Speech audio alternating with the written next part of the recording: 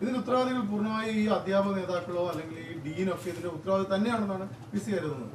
എന്നൊന്നും പറയാൻ പറ്റില്ല. ഈ ഒരു കാര്യത്തിൽ അഡ്മിനിസ്ട്രേറ്റീവ് ലാബ്സ് വന്നിട്ടുണ്ട് എന്നുള്ള കാര്യം എനിക്ക് പറയാൻ പറ്റും. അല്ലാതെ മറ്റുള്ള കാര്യങ്ങളൊന്നും എനിക്ക് പറയാൻ പറ്റില്ല. ഈ സംഭവം, ഈ ഇൻസിഡൻറ്റ് ഇതായിട്ടില്ല. ഇല്ല ഇല്ല ഇല്ല ഇല്ല.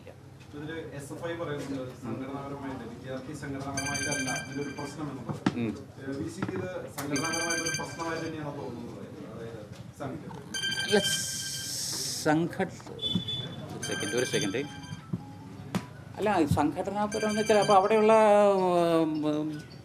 ഇപ്പോൾ ഒരു സംഘടന മറ്റും അവിടെ ഉള്ളത്. അപ്പോൾ അതുകൊണ്ട് തീർച്ചയായിട്ടും അവർക്കൊരു മേൽക്കൈയും ഇതൊക്കെ ഉണ്ടാകാൻ സാധ്യതയുണ്ട്. എനിക്ക് പറയാൻ പറ്റുള്ളൂ. ഈ SFI അവിടുത്തെ SFI ലീഡേഴ്സും ഈ സംഘടനാ കക്ഷികളും ഇതുപോലെ ക്രിമിനൽ ആക്ടിവിറ്റികൾ വേറെ പങ്കെടുത്തതായിട്ട് അറിവിൽപ്പെട്ടിട്ടുണ്ടോ? ഇല്ല ഇല്ല ഇല്ല ഇല്ല ഇല്ല, എൻ്റെ ശ്രദ്ധയിൽപ്പെട്ടിട്ടില്ല.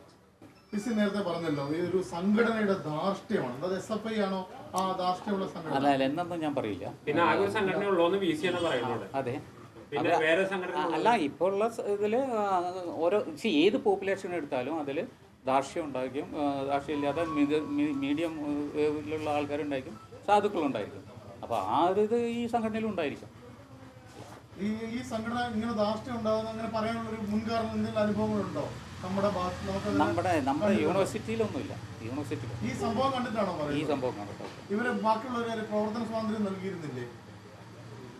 അത് അല്ല, സാധാരണ എല്ലായിടത്തും ഇതൊക്കെ കാണാറുണ്ട്.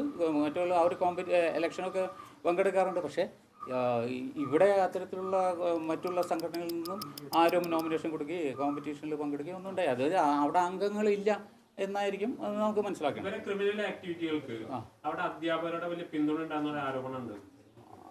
അത് എന്നെ സംബന്ധിച്ചിടത്തോളം എനിക്കറിയില്ല. അധ്യാപകർ അങ്ങനെ ഒരു സപ്പോർട്ട് കൊടുക്കുന്നുണ്ട്. ഒരു കാരണവശാലും ഒരു അധ്യാപകൻ അങ്ങനെ ഒരു ഇത് കൊടുക്കില്ല എന്നുള്ള. ഞാൻ കഴിഞ്ഞ 37 വർഷമായിട്ട് ഒരു അധ്യാപകനായിരുന്ന ആളാണ്. അപ്പോൾ അധ്യാപകർ സാധാരണ എൻ്റെ അറിവിൽ അങ്ങനെ കൊടുക്കാറില്ല.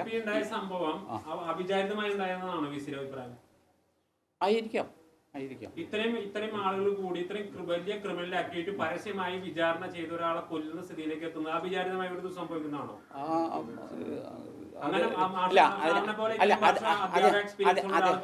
അല്ല, അതിനെ പറ്റിയിട്ട് ശരിക്കും പറഞ്ഞാൽ അത് എനിക്ക് അങ്ങനെ ഒരു കട്ട് ആൻഡ് ഡ്രൈ ആയിട്ട് ഒരു ആൻസർ നിങ്ങൾക്ക് തരാൻ പറ്റും. ദാറ്റ് മീൻസ് അത് സൂയിസൈഡാണ്. നോട്ട് അത് ഡീൻ്റെ സാന്നിധ്യത്തിൽ അവിടെയുള്ള കുട്ടികളും അവിടുത്തെ 1-2 അധ്യാപകർ അവിടെ ക്വാർട്ടേഴ്സിൽ താമസിക്കും. ഞായറാഴ്ചയായിരുന്നു ആണ് അത് ചെയ്തിട്ടുള്ളത് എന്നാണ് എനിക്ക് കിട്ടിയ റിപ്പോർട്ട്. ഇത് വളരെ വളരെ അവിചാരിതമായി സംഭവിച്ചു. ഇതിന്റെ ഈ ഡീൻ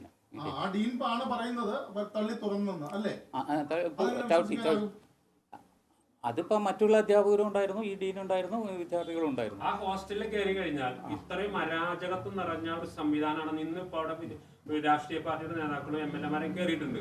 അങ്ങനെ ഒരു സ്ഥലത്ത് ഇത്രയും വലിയ ക്രിമിനൽ ആക്ടിവിറ്റി നടക്കുക എന്ന് പറഞ്ഞാൽ ആ യൂണിവേഴ്സിറ്റി, ആ കോളേജ് ക്യാമ്പസിനകത്ത് അധ്യാപകർക്ക് റോളും ഇല്ല എന്നുള്ളതാണ് തെളിവല്ലേ? അല്ല, ഒബ്സർവേഷൻ അവിടെ നടക്കുന്നില്ല. ഡീനും അതുപോലെ തന്നെ VC-ക്കും വേണ്ടി ഉത്തരവാദിത്തമില്ലേ? VC-ക്കും ഡീനിന് ഉത്തരവാദിത്തമുണ്ട് തീർച്ചയായിട്ടും. അസിസ്റ്റന്റ് വാർഡനും വാർഡനാണ്. വാർഡൻ ഡീനാണ്. അപ്പോൾ അവർക്ക് ഇടയ്ക്ക് പോയി പരിശോധിക്കാനും ഉള്ള ഉത്തരവാദിത്തം അവർക്കുണ്ട്. അധ്യാപക സംഘടനകൾ പേടിച്ചിട്ടാണോ അങ്ങനെ പോകാതിരുന്നത്? അതെനിക്കറിയില്ല. അത് അദ്ദേഹത്തിനോട് ചോദിക്കണം. ഈ വക കാര്യങ്ങൾ എന്ന് വെച്ചാൽ ഡേ ടു ഡേ ഇതാണ്. എന്തെങ്കിലും അവിചാരിതമായി ഔട്ട് ഓഫ് ദി വേ കാര്യങ്ങളുണ്ടെങ്കിൽ റിപ്പോർട്ട് ചെയ്യും. അതർവൈസ് ഇല്ല. അത് സാധാരണ റൂട്ടീൻ പ്രൊസീജിയേഴ്സ് ഒന്നും VC-ക്ക് റിപ്പോർട്ട് ചെയ്യാൻ ഇല്ല ഇല്ല ഇല്ല. അവിടെ എല്ലാ കാര്യങ്ങളും റൂട്ടീനായിട്ട് നടക്കുന്നതായിട്ടാണ് നമുക്കറിയാം. അല്ല, നമുക്ക് അവിടെ ഒരു കുഴപ്പമുണ്ട് എന്ന് പറഞ്ഞ് റിപ്പോർട്ട് ചെയ്താൽ മാത്രമാണ് അവിടെ, അല്ലെങ്കിൽ അവിടെ സാധാരണ രീതിയിൽ എല്ലാം നടക്കുന്നു എന്നാണ് നമ്മൾ അനുമാനിക്കേണ്ടത്. അതെ. ഇപ്പൊ ഈ വിദ്യാർത്ഥികളെ സംരക്ഷിക്കാൻ അവിടുത്തെ ഇപ്പൊ ഈ സംഭവം ഉണ്ടായതിനു ശേഷം വിദ്യാർത്ഥികളെ ഒളിവിൽ പാർപ്പിക്കാൻ സംരക്ഷിക്കാൻ അധ്യാപകരുടെ ഉൾപ്പെടെ സഹായം തേടിയിട്ടുള്ള ആരോപണമൊക്കെ വന്നു കഴിഞ്ഞിട്ടുണ്ട്. ഇനിയിപ്പോ അങ്ങേക്ക് അത് പറയാൻ പ്രയാസമായിരിക്കും, കാരണം അങ്ങനെ ഇപ്പൊ സസ്പെൻഡ് ചെയ്യപ്പെട്ട ഒരു VC ആണ്. പക്ഷെ എങ്കിൽ പോലും അതിന് മുൻ അല്ല, അത് ഇല്ല. എനിക്ക് അതിനെ പറ്റിയിട്ടൊന്നും അറിയില്ല. ഇങ്ങനെ സംഭവിക്കാൻ പാടില്ലാത്തൊരു കാര്യം, സംശയമില്ലാത്ത കാര്യമല്ലേ? അത് ഒരു കാരണവശാലും സംഭവിക്കാൻ പാടില്ല. നിയമപരമായിട്ട് പോകാൻ ഞാൻ ഉദ്ദേശിക്കുന്നില്ല. ഇതിൽ ഈ VC ഇപ്പം ഈ സസ്പെൻഷൻ ഓർഡർ കൈപ്പറ്റി നേരെ അല്ല, സസ്പെൻഷൻ എനിക്ക് വാട്സപ്പ് മെസ്സേജ് കിട്ടിയിട്ടുള്ളൂ, അത്രയേ ഉള്ളൂ. പൂർണ്ണമായ അധികാരം ഒഴിഞ്ഞ് തന്നെയാണ് തിരിച്ച് തൃശ്ശൂർക്ക് വന്നിരിക്കുന്നത്, വീട്ടിലേക്ക് വന്നിരിക്കുന്നത്. ഞാൻ തൽക്കാലം സസ്പെൻഷൻ ഓർഡർ കിട്ടി. ഞാൻ ഇഷ്യൂ ചെയ്യാനിരുന്നിരുന്ന ഓർഡർ പോലും സൈൻ ചെയ്യാതെ ആണ് ഞാൻ പോന്നിരിക്കുന്നത്. എനിക്ക് അതിനെ സസ്പെൻഡ് ചെയ്തൊരു ഗവർണർ ഓർഡർ ഇഷ്യൂ ചെയ്തിരിക്കുന്നു. പിന്നെ ഞാൻ അതിലെ സർക്കാർ പ്രതിനിധികളുമായിട്ട് ആരോടെങ്കിലും സംസാരിച്ചിരുന്നോ? മന്ത്രിയായിട്ടോ? മന്ത്രിയെ ഞാൻ വിളിച്ചു, പക്ഷെ എനിക്ക് ലൈനിൽ കിട്ടിയില്ല. ഗവർണർക്ക് അധികാരമുണ്ടാണ് ഡയറക്റ്റ് ഒരു ചോദ്യം ചോദിക്കാൻ. ചോദ്യം ചോദിച്ചിട്ട് ചെയ്യേണ്ടതാണ് മര്യാദ. നിയമപരമായിട്ടോ? അതെ, നിയമപരമായിട്ടും ഒരു എക്സ്പ്ലനേഷൻ ചോദിക്കേണ്ടതാണ്.